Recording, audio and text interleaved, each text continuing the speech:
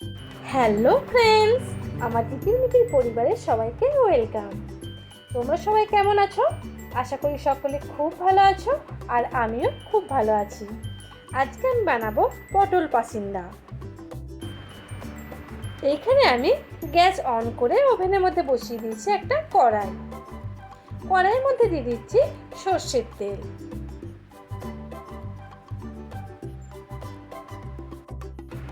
তেলটা গরম হয়ে গেছে, এরপর আমি দিয়ে দেব ছাড়িয়ে রাখা পটল।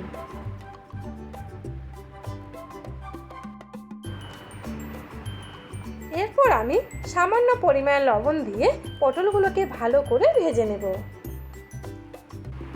পটলগুলো ভাজা হয়ে গেছে, এরপর আমি একটি পাত্রের মধ্যে পটলগুলোকে তুলে নেব।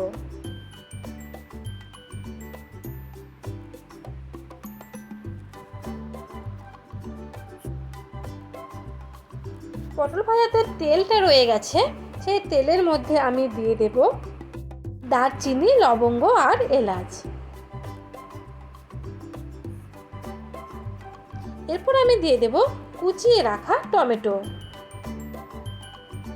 টমেটোটা আমি ভালো করে ভেজে নেব, যাতে টমেটোর কাঁচা গন্ধটা না ছাড়ে।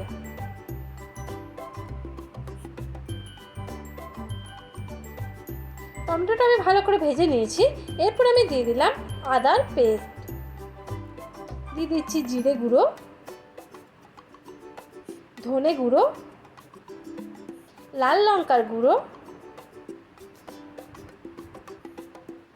এরপর আমি মশলাটাকে ভালো করে কষিয়ে নিচ্ছি।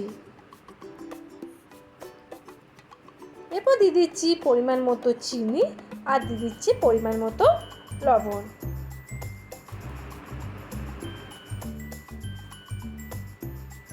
সামান্য পরিমাণ জল দিয়ে আমি আবারও মশলাটাকে কষিয়ে নিচ্ছি।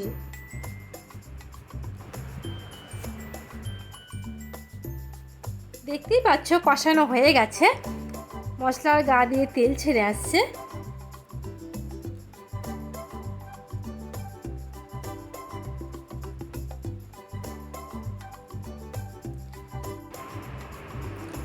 এরপর আমি দিয়ে দেব পেস্ট করে রাখা কাজু আর দুধ।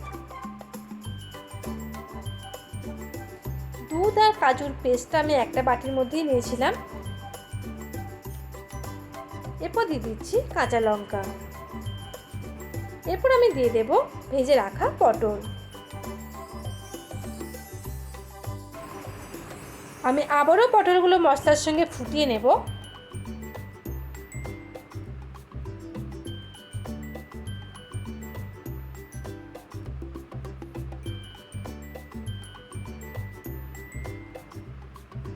দেখতেই পাচ্ছ মশলাটা পটলের গায়ে মাখো মাখো হয়ে লেগে যাচ্ছে।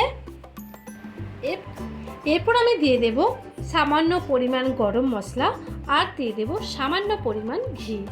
যারা ঘি পছন্দ করো না তারা ঘি ব্যবহার করো না। দেখতেই পাচ্ছ সুন্দরভাবে তৈরি হয়ে গেছে পটল পাসিন্দা। এবার আমি একটি পাত্রের মধ্যে তুলে নিচ্ছি।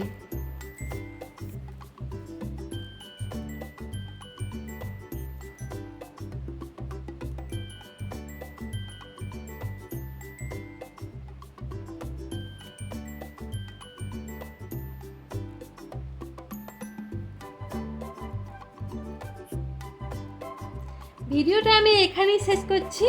আবার দেখা হবে পরের ভিডিওয়। টাটা।